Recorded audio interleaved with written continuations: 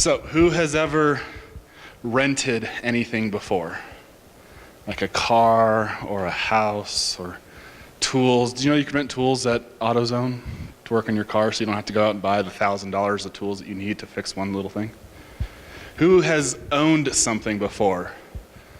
Like a car or a house or, yeah. So what's the difference between renting and owning?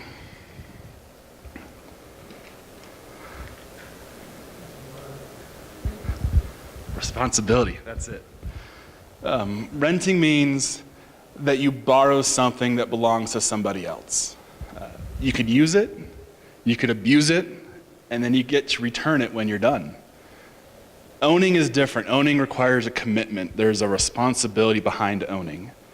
You can't just use it and abuse it and return it. When you rent, you don't understand the value of something. But when you own, the value means something to you because it's yours. So I want to think small scale first. When you're renting a car, are you careful to take care of every little detail of that car, or are you a little less cautious? Do you check the oil levels when you rent a car? Do you check the steering fluid, the windshield fluid, the brake fluid, the blinker fluid? You probably put the least amount of gas you need in that car to get it back right before you return it, right? You're not focusing on filling that tank up all the way. It's that little piece of paper says 3 1/8. You put it right at 3 1/8. You don't fill it back up. If something breaks in your rental car, what happens? What do? You call the company and you expect them to come out immediately and fix it. It's not on you. What about an apartment or a house that you're renting? There's maybe a little bit more value added to that, right? But not that much. If something breaks, what do? You call the landlord, you call the company of the apartments who owns it, and they come and fix it for you. What happens when the water heater goes out? Who cares? It's not on you. You call the company and they come and fix it. But when you own something, there's a little bit of a difference. When you own the car, you take much better care of it, right? At least you should. You check the oil levels, you check the fluids and the tires on a regular basis. You make sure that your gas is always full. You keep it a little cleaner. You don't just throw trash in it. You give it a car wash every now and then. But if something breaks, it's on you. You have to be the one that fixes it. Same with your house. If the furnace goes out, there's no landlord to call to come over and fix it when you need it. So I have a story. One time, just a little bit ago, we had to change our doorbell. And I didn't want to get shocked, so I was trying to flip through and find which breaker that was. I couldn't figure it out, so I called my dad for like 2 hours. We were trying to figure this out. And lo and behold, our doorbell is not attached to the front porch breaker. It's attached to the furnace breaker, which would have been the last thing I checked. It was like, I'm not turning my furnace off to turn the doorbell off. But that was just me. When we take ownership of something, we now have a responsibility for that something. So now I want to talk about our faith. Is your faith your own? Do the beliefs that you hold dear come from God and His Word, or is it based on somebody else's understanding of God and His Word?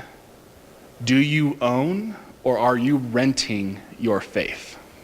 It's 2:00. Thank you. I'm going to argue, and I believe that I could back this up with some statistics, that the majority of Christians in this world don't actually have ownership of their faith. They're rather renting it from somebody else or some other entity that is telling them what to believe. And I have 3 different types of people who do this. The first one is the loyal churchgoer. This is the I belong to Freedom Church, so whatever they believe, I believe. Or I belong to Riverside Baptist Church up in Denver. Whatever they believe, I believe. I belong to so-and-so church, and whatever they believe, I'm going to believe.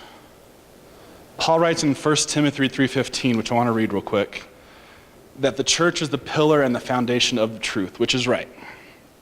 It says, I am writing these things to you now, even though I hope to be with you soon, so that if I am delayed, you will know how people must conduct themselves in the household of God. This is the church of the living God, which is the pillar and the foundation of truth. Our churches provide truth. That's what Pastor Scott's trying to do here. He's trying to provide you with truth.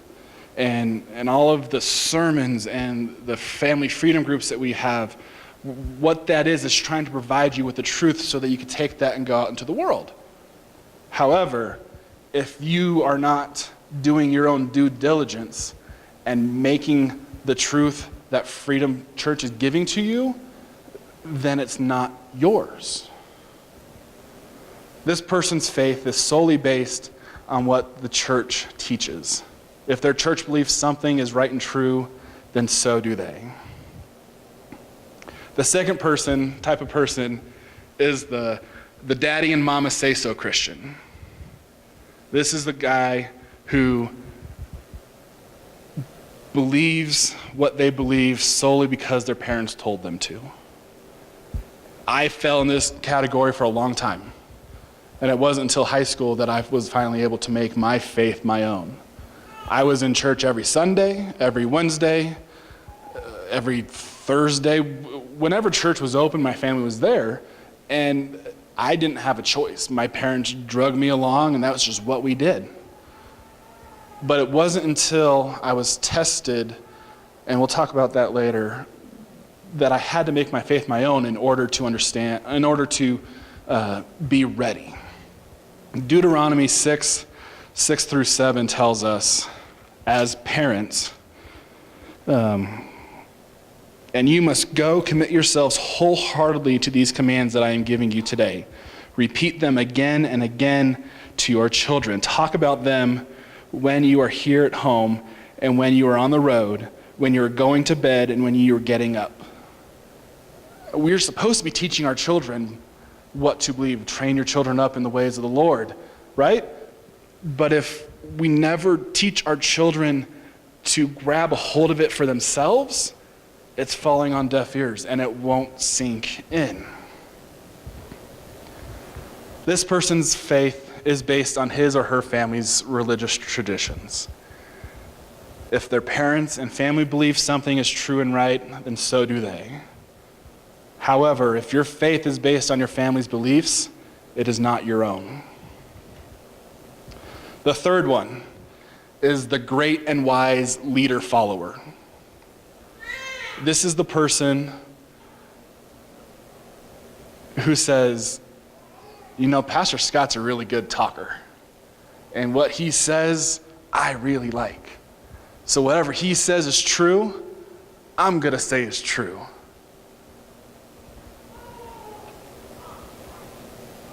There's also these mega pastors out here who have these cult-like followings of thousands and thousands and thousands of people. They have their own TV shows. And they're pastors, and people will follow these guys word for word, no matter what, without ever doing their due diligence to check on what they're saying. Their faith is not their own. 1 Corinthians 1:10-17 says, I appeal to you, dear brothers and sisters, by the authority of our Lord Jesus Christ, to live in harmony with each other. Let there be no divisions in the church, rather be of one mind, united in thought and purpose. For the members of the household have told me of your quarrels, my dear brothers and sisters. Some of you are saying, I am a follower of Paul. Others say, I'm a follower of Apollos. I follow Peter, or I follow only Christ. Has Christ been divided into factions? Was I, Paul, crucified for you? Of course not. I thank God that I did not baptize any of you except for Cyprus and Gaius. For now, no one can say they were baptized in my name. For Christ did not send me to baptize, but to preach the good news, and not with clever speech or fear of the cross of Christ would lose its power. We're not to follow men.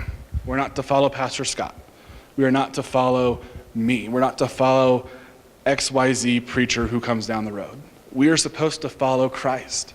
And if we're getting our faith and our belief and our truth and our understanding from a man and not doing our part to check and take ownership of what they're saying, our faith is not our own. These people are renting their faith from the church organization or their families or their pastors.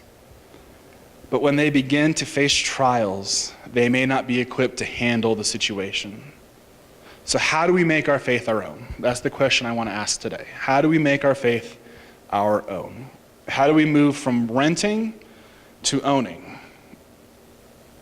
If we never take ownership of our faith ourselves, then we will struggle when it comes to rely on it.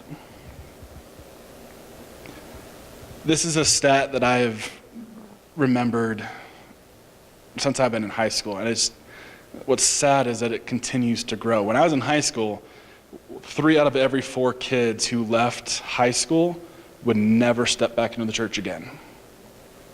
10 years later, that number has gone from 75% to 86%. 86% of high school students stop attending church while in or after they graduate high school. And this is the kicker to me. Of those 86 students, 2/3 of them will return between their 20s and 30s. However, 70% of those 2/3 will never come back. That's over 94% of every teen who starts out in church in high school never comes back to church. Why is that? I like to think of the analogy of a tree. When a tree sinks its roots deep into the soil, it can stand firm. It can withstand all sorts of adversity and weather. Strong winds don't stand a chance against a tree whose roots are deep. But if that tree spreads its roots out wide and not very deep into the soil, any adversity that comes its way can take it down. It doesn't even need to be a strong wind, but it will be taken down.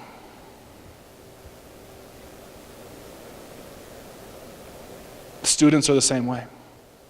If they don't make their faith their own, if they don't dig down deep into the soil of the truth of the Bible, when they get to high school and when they get to college, y'all, it's a crazy world out there. It is a world full of some stuff that we've not ever seen before. And who knows what is going to come up now? It scares me.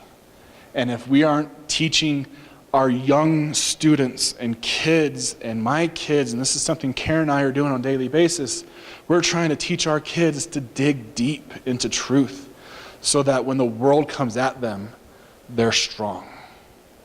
We want their faith to be theirs. I don't want my son's faith to be mine. My faith is my faith. I want his faith to be his own so that he can withstand those trials, because I won't always be there to help him up. I won't always be there to support him. He needs to have the faith to stand strong.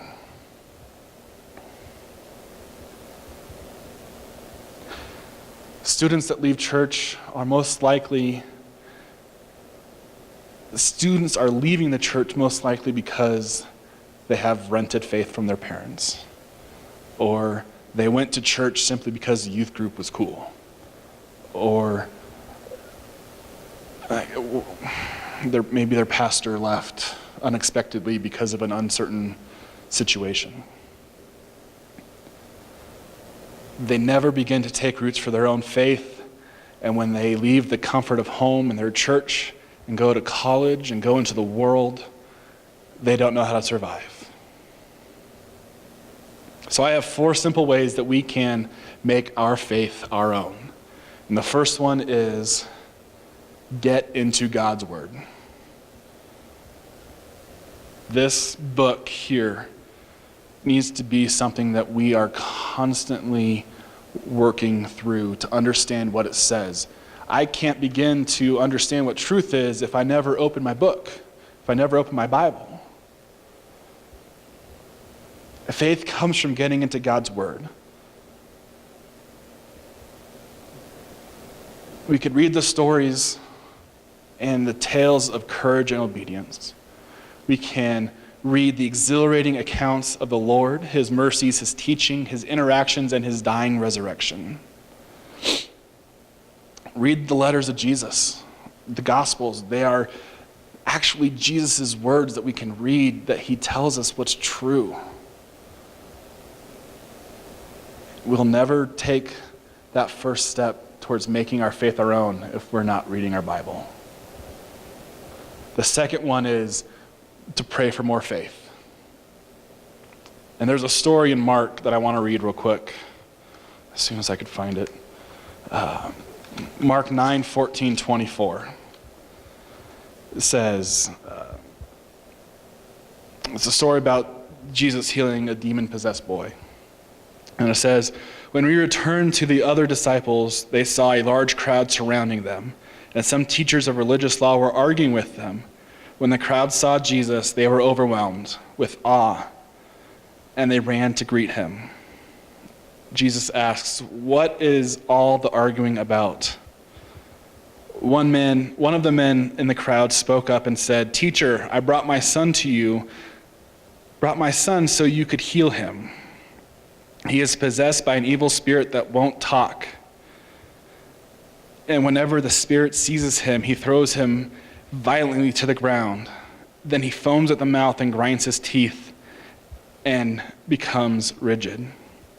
So I asked your disciples to cast out the evil spirit, but they could not. Jesus said to them, you faithless people, how long must I be with you? How long must I put up with you? Bring me to the boy. Verse 20. So they brought the boy, but when the evil spirit saw Jesus, it threw the child into a violent convulsion, and he fell to the ground, writhing and foaming in the mouth. As Jesus asked the boy's father, how long has this been happening? He replied, since he was a little boy. The spirit often throws him into fire and into water, trying to kill him. Have mercy on us and help us if you can. And that part kind of struck me. If you can, help us if you can. This father had faith to get to Jesus, to bring his boy, because he knew that Jesus would heal him. But yet he says, if you can. Jesus' response says, what do you mean if I can? Ask anything, and it is possible if a person believes. The father instantly cried out, I do believe, but help me overcome my unbelief. The father prayed for more faith. He had faith. We have faith, but we can always pray for more. And if we pray to God for more faith, he will give it to us.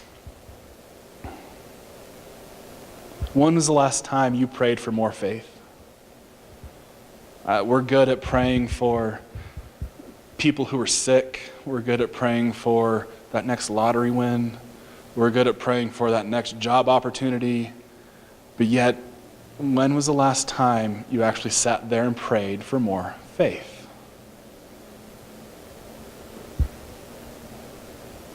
The third thing we could do, and this is a tough one, we could go through trials. Trials prove that your faith is genuine. Let's turn to 1 Peter 1, 6 and 7.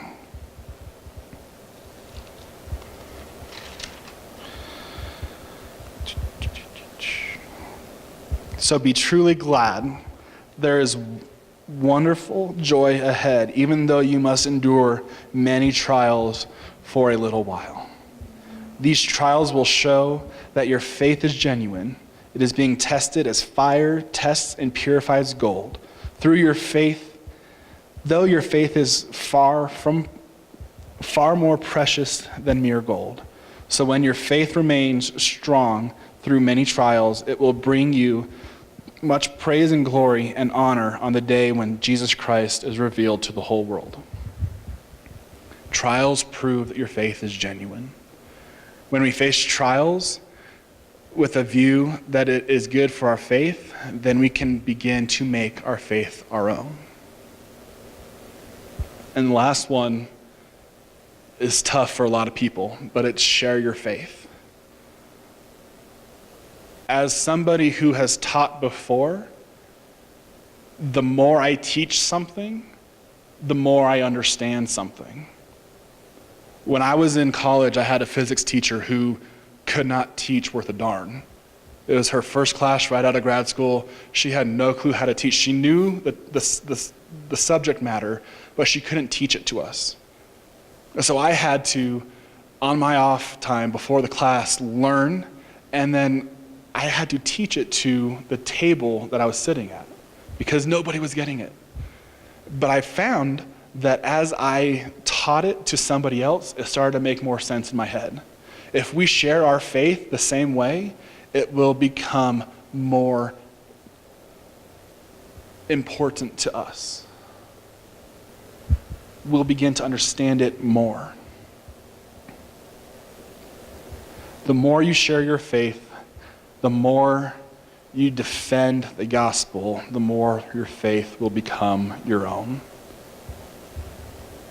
And sharing your faith has a couple benefits. The first one is that you make disciples of others, which is what we want to do here at Freedom Church. We want to make disciples. And that's the Great Commission, right, is to go and make disciples. The second part is that you get to make it your own. So I want to finish today by looking at Isaiah 6. This is a lesson that I've learned several times from my dad. And every time I hear it, it convicts me again. But it's such a good way to look at how to take ownership of your faith. In this passage, Isaiah receives a call from God to become a prophet. Isaiah starts by describing the vision of God in which he receives his calling to ministry. So as we read through 1 through 6, we see that God was there sitting on his throne and his robe was filling the space. And there were seraphim in the room, in verse 3, they were singing, holy, holy, holy, and their singing was rumbling the room. So Isaiah is probably a little scared at this point. He finds himself within the presence of God, and the room is shaking because there's these six-winged creatures who are shouting and shaking the room, and he's probably pretty scared. And in verse 8 says, I heard the Lord asking, this is Isaiah talking, whom should I send as a messenger to the people? Who will go for us? And without hesitation, Isaiah answers, here am I, send me. Now, I've read Isaiah 1 through 5 up until this point, and there's really no clear direction on what God's call was. It was, he had a message, and he's supposed to go send that message to the people. Guess what, guys? That's the same command that we have. We have a message. We're supposed to go send that message to our people. So when God says, who will go for us? Isaiah says, I will. Tell me where to go. I don't care. I'm here. I'm ready. Jesus tells us, like I just said in Matthew 28, to go and make disciples, baptizing them in the name of the Father and the Son and the Holy Spirit. That's our command.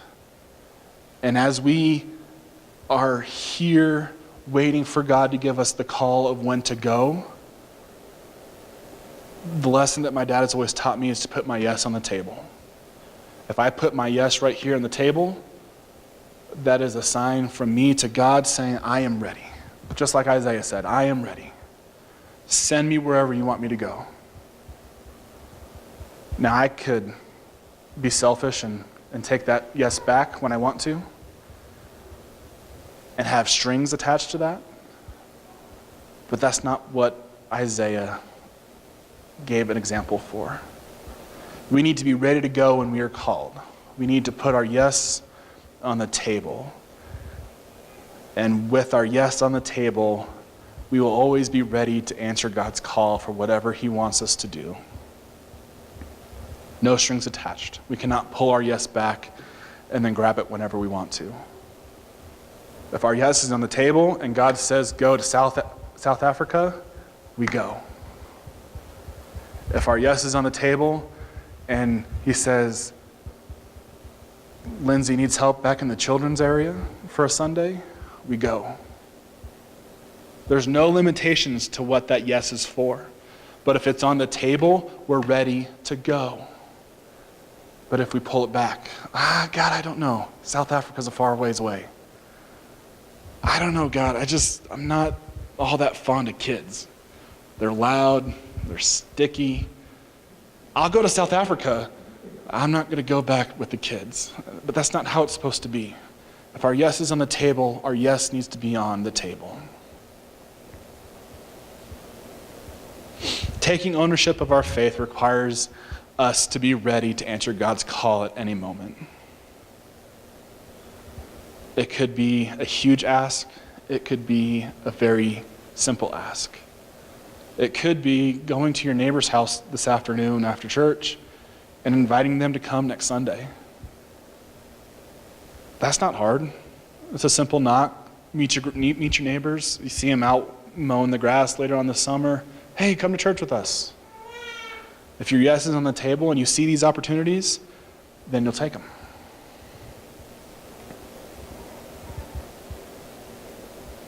Whatever God may call you to do, it is your responsibility to own your faith and to listen and to obey.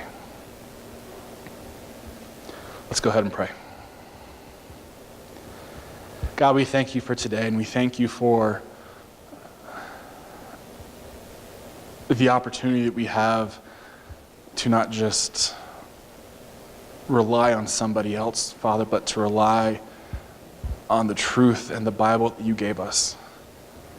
And what is a beautiful thing is that this Bible is not a secret. It is not a kept treasure from us. It is freely open to us whenever we want. All we have to do is open it and read exactly what you want us to hear. And Father, that is how we make our faith our own. We make it our own by taking responsibility and taking ownership. And we thank you for our families and for our church and for our pastors who teach us. But Father, there's nothing there unless we take it for ourselves. So Father, as we go out through this week, I ask that you give us opportunities to put our yes onto that table and to answer your call, whatever it may be. Father, keep us from taking our yes back and hiding in fear and in doubt. Because Father, if you call us, you will equip us. We thank you for that. In your name I pray, amen.